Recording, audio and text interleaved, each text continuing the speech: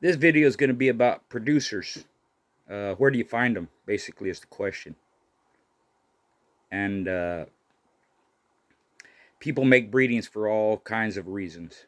I'm going to go through some what I call standards, some of the things I did, some things other people did that have proven over time to work. And there's always that side where things don't click, breedings don't work, some dogs don't produce. That's always a factor or factors that should be in the back of your head, but they shouldn't be in the forefront. It should never be, like I mentioned before, over and over and over again till people get sick and tired of hearing it. Things don't just happen by accident. It's not all a matter of chance. So you can increase the outcomes or the positive outcomes of your breedings by following certain things. And, a lot of studies, a lot of input, a lot of uh, information has been around for, say, decades and decades and decades with thoroughbred horse racing and livestock. Those are industries that involve millions and billions of dollars. And ever since the computer was invented, uh, back in the day, a lot of this information was given to IBM, fed into their computers, and outcomes were kept record of. But there's three things within those, all that information, uh, all those percentages and outcomes and all that. There's three things that remain the same when it comes to breeding. The first one is it depends on who's doing the breeding and why. That's standard. Some breedings just click. Whether it's the bloodline, whether it's the individuals, some breedings just work. The third thing is the environment, atmosphere, how they are raised, not in the sense how other people talk, but how the individuals are raised makes a difference in their outcome.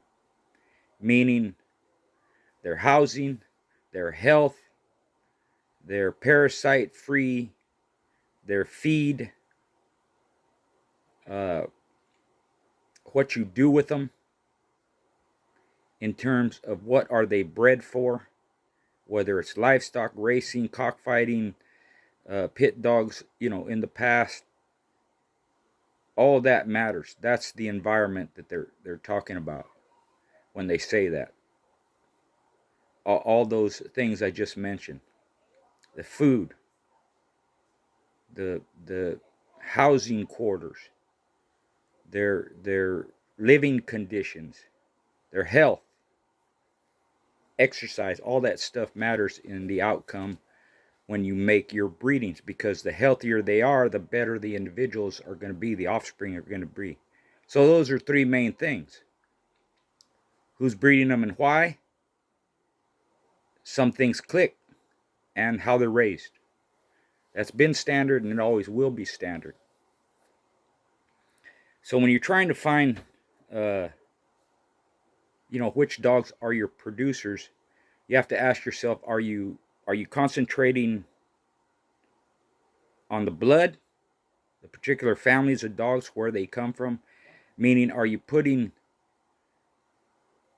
bloodlines together that have worked before, or dogs together that have previously worked and you expect the same outcome? Or are you trying to establish and continue certain traits within the dogs themselves, regardless of the bloodlines that they come from or the families of dogs that they come from? You can do one or the other or both.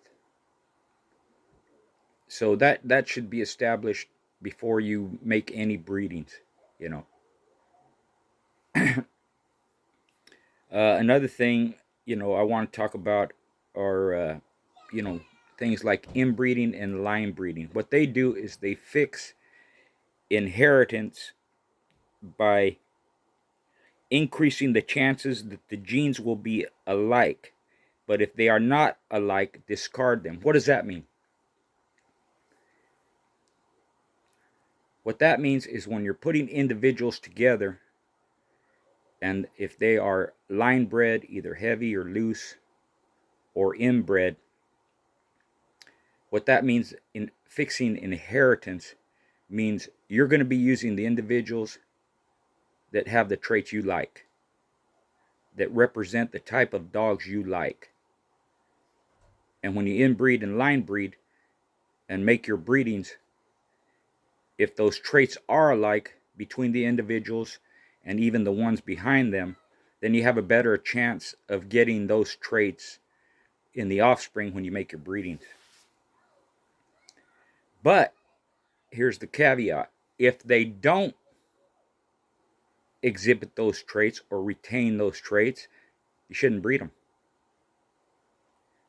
Regardless of whether they're from the same family of dog or certain bloodlines that they're from, or bloodlines you put together that have clicked before. And that's where I'm a little different when it comes to bloodlines and family of dogs, which is when I've said in the past, don't chase bloodlines. The dogs have to represent that. They have to have the traits you want. And what I mean by that is it's not just because this dog comes from this particular bloodline and it's heavy on whatever you like, doesn't mean you should breed it if it doesn't retain the traits you like. Those two things should always follow. Bloodlines are known for certain things, or families of dogs are known for certain things, whether it's Boudreaux, whether it's Carver, like that. They had particular families of dogs. Those dogs generally exhibited the same types of traits. So even if you get dogs with those bloodlines in them, if they don't exhibit the traits that they're known for, you shouldn't breed them. Don't just breed them because the pedigree says so. Don't just breed them because it came from that guy, right? Now, some people will say, yeah, well, those traits might skip a generation. That's true. But then you have a whole generation of what? And I'm not saying people didn't breed that way. They did. A lot of times. But my thing was to get the traits transferred generation to generation. No skipping. You can do that too. You can breed that way if you want, skipping generations, right? But for me, it wasn't as an effective way of breeding that could be otherwise, meaning they should be passed on generation to generation, individual to individual as you go down the line.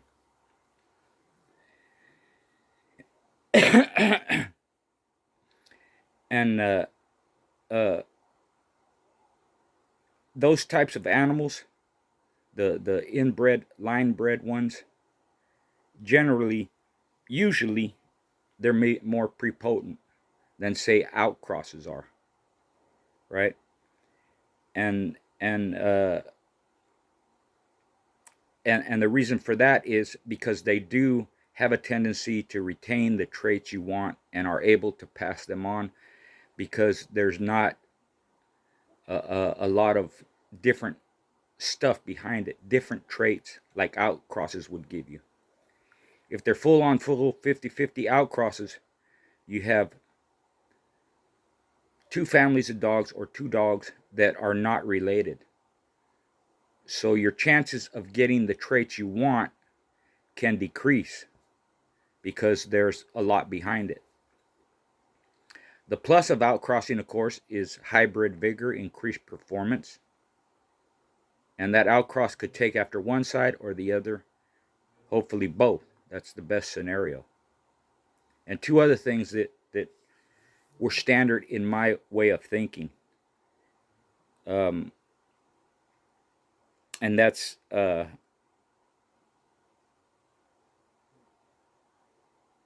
broodstock, what's called broodstock, and battle crosses. Those are two terms that people are familiar with. Broodstock generally means those are the dogs you use for breeding. Battle crosses are the performance animals, the ones you compete with. The two don't have to be different, meaning in the respect of they should still be quality animals. But when it comes to breeding, battle crosses, for me, for them to be successful, have to be able to produce also. Whether it's a 50-50, a three-way cross, four-way cross, however you want to do it, 75-25, 66-33, whatever it is. If they weren't able to produce, maybe then I could compete with them, but they weren't worthy of breeding or continue to be bred. Meaning, yes, you have to make a breeding to see if they can throw. If they can't throw, I wouldn't continue with them. At the same time, broodstock, what's considered broodstock, have to perform. I mean, they can't just be inbred, tight bred, and you go on the bloodline or the family and they'll produce for you. They can. But if you want to increase your percentages, if you want to increase your outcomes, if you want to continue breeding them, then those broodstock dogs or inbred, tight bred dogs should have some performance to them. Now, when you make those inbreedings, you have to expect, especially, and I'm speaking from my own experience of my inbred dogs and other inbred dogs of the same type of family, same bloodlines, and other ones I've seen from different people that use different bloodlines. When you inbreed like that, your percentages go down. And I've mentioned before, I followed the dogs that had high percentage litters, right? But again, I didn't inbreed. I close line bred, tight line bred, but I didn't inbreed because the dogs behind my dogs were already inbred. So taking those examples, even though they were quality dogs, even though they had the ability to produce, as far as their litters, their particular litters go, the percentages were low. Now, that's not a bad thing if you understand that's going to happen. If you accept that that's what it is, you might get one dog out of that inbreeding that's worth it. Like Big Red Sire. He was match dog quality. He was inbred, brother-sister bred. He could bite. He was fast, strong. But as far as I know, he was the only one in his litter. And I've seen that with other heavily inbred dogs. So my thing would be, in that case, that's okay. Because if you get one, that's all you need is one. Don't expect a bunch of them. So when I say broodstock has to perform, it could be a very low percentage, even one. But because they're tight bred or inbred, they're probably going to throw good dogs for you. And all you need is one. And from there, you can outcross them. You can line breed them loose and tight. Maybe down the line, you could inbreed that stuff again and still expect to get a low percentage, but you're going to get something. So I wouldn't look for high percentages of performance athletes or even producers in those inbred dogs. Now, when you're line breeding generally, you're generally concentrating on one individual. That's the definition of line breeding. But like I mentioned before, in pit dogs, it's expanded to mean line breeding bloodlines or family of dogs. And when you're doing that, when you're concentrating on certain dogs with certain traits, when you look at a pedigree, it's going to have all these dogs in it. It's going to have males, females here and there. That some are going to be related close, some are not going to be related at all, some are going to be related loose. You're going to have all these individuals. But what you're concentrating on is certain ones in that pedigree. Certain dogs that you have that you're trying to concentrate because you're trying to capture their traits. So whether it's a male or female or both, they could be litter mates, they could be cousins, they could be aunt to nephew or uncle to niece or grandfather to granddaughter or grandson to grandmother. Whatever, however the dog itself is bred, you're trying to capture that particular dog's traits. But you need a catalyst to continue forward. You need other dogs in the pedigree to be able to do that. Now, those other dogs, they should be quality dogs too. They should have certain traits that you like that match up with the dog's traits of your own dogs, with the traits of your own dogs, right? But you're not concentrating on them. So even though you're going to see a pedigree with all these dogs in it, your focus has to be on certain dogs within your pedigree. Every breeder I know and every breeder I've read about, and with all the research I've done, that's what they did. Even though you see other dogs in the pedigree or you see other horses, whatever it is, right?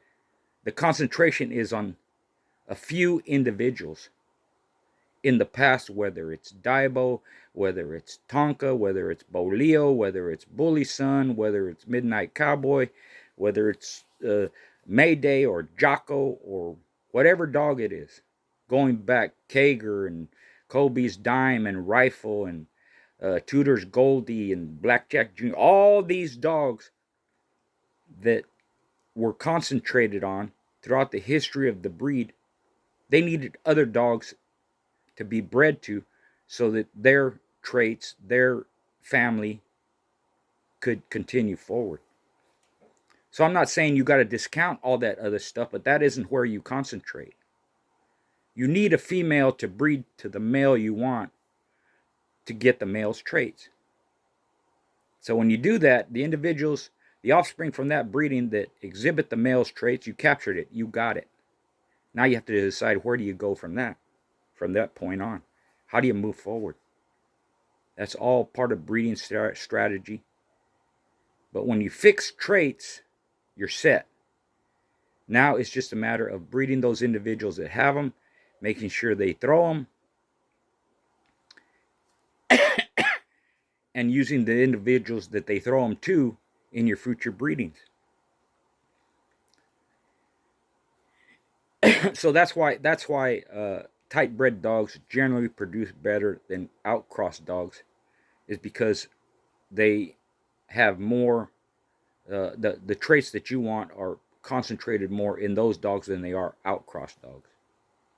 Even though a lot of outcrossed dogs have proven not to just be good performers, but they've proven to be good producers. Well, there's a reason for that too.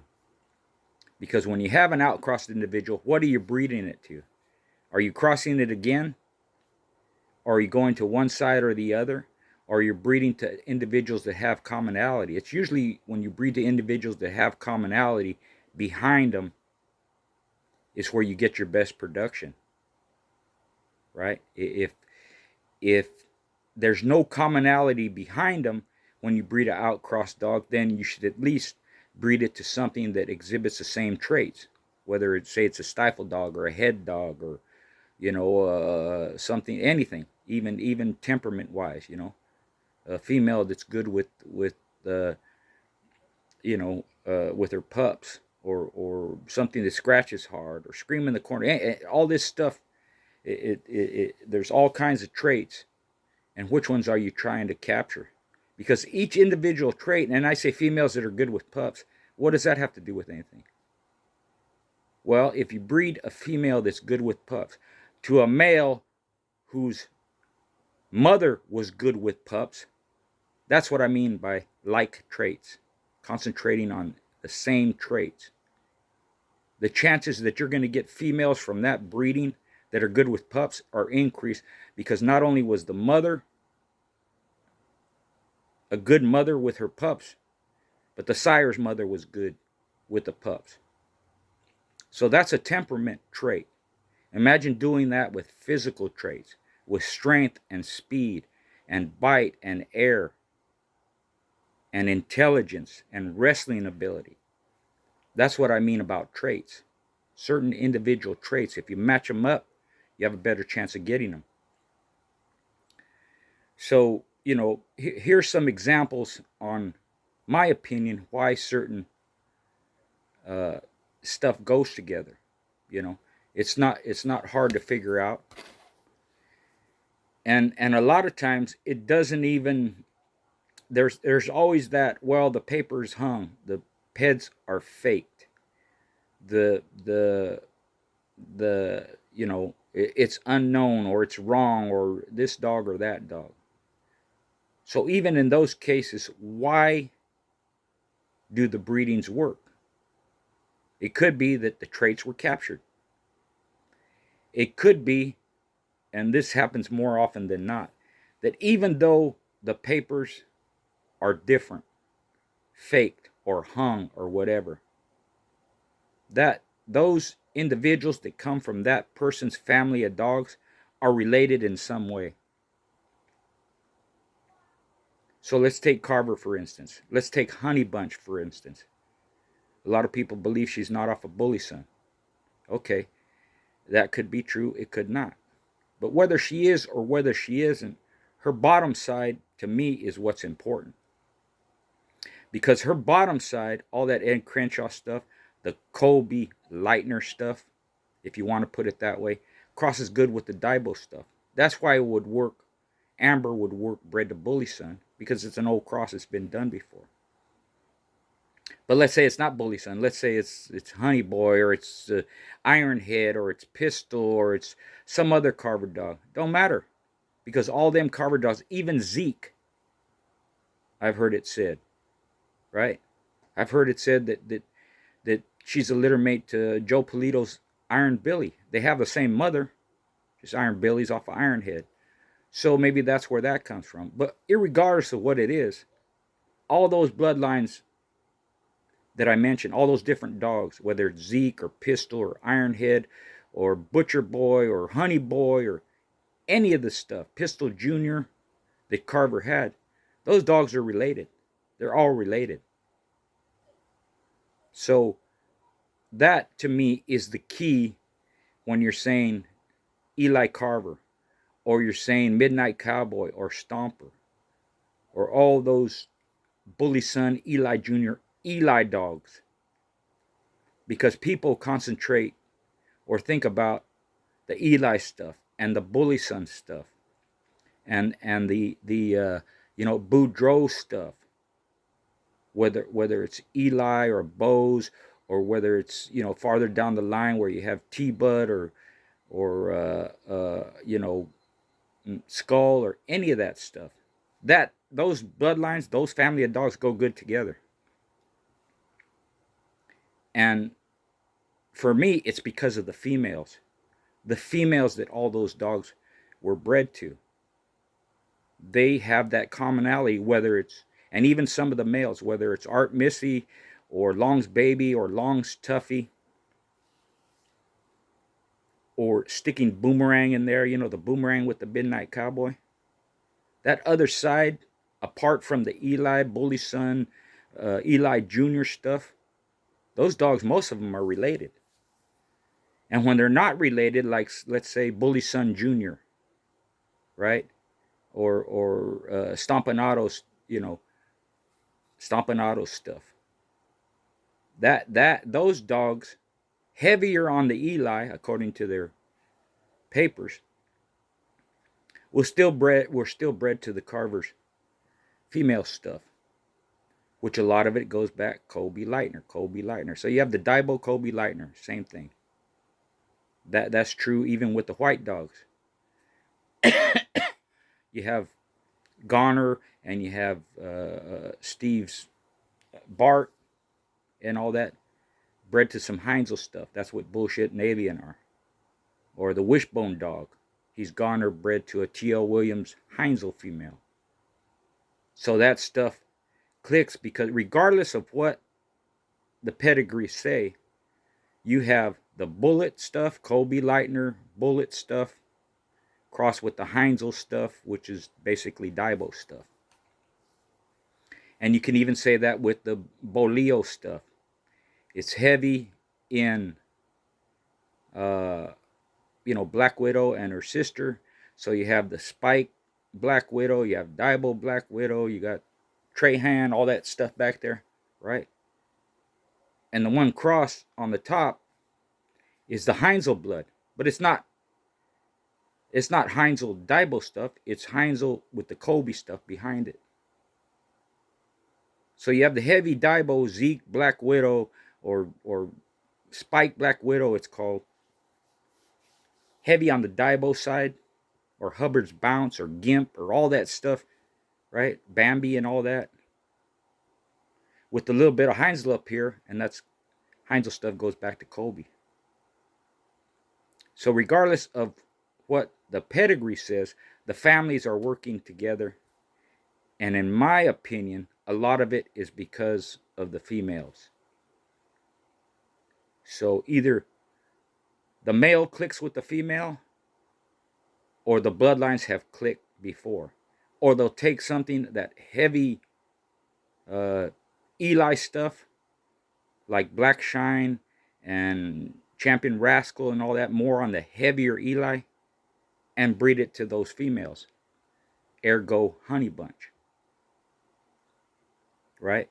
Ergo Long's Tuffy, Long's Baby. If you check the pedigrees, go back, it's still those males or that blood being bred to the Carver, Ed Crenshaw, stuff like that. And it was done with different bloodlines. Even Mayday. What's Mayday? Well, people concentrate, well, it's the Red Boy Jocko. Good. It's got that in it. But if you go back on the other side, it's heavy Spike Black Widow, Maloney, and all that stuff. And then that one side is what? Is Bolio, Corvino, Eli.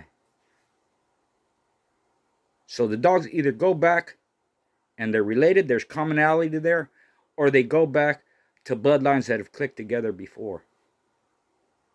So you can still do that to this day. But you have to have some kind of rules for yourself to increase the percentages of what you're going to get. And in very, very tight breedings, you have to accept that you're not going to get a lot of them. I don't care what anybody says, it just ain't going to happen. But the ones you get are valuable, even if it's one. That's all you need is one. If you have a litter of 8 and only one and hopefully 2 work out, let's say a male and a female, you're golden. People don't understand that. You're set for a long time.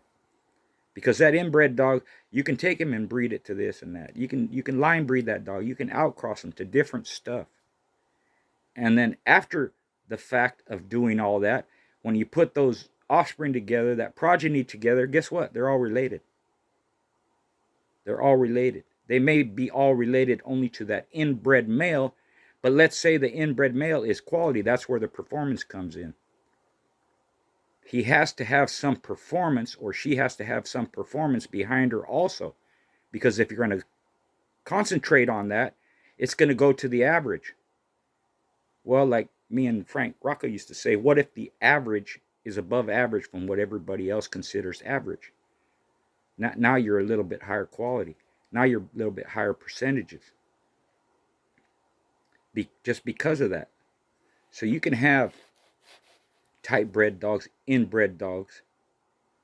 They're not going to be super aces, but they can have good all-around traits. They can be fast and strong with a good mouth and wrestle good and have good air.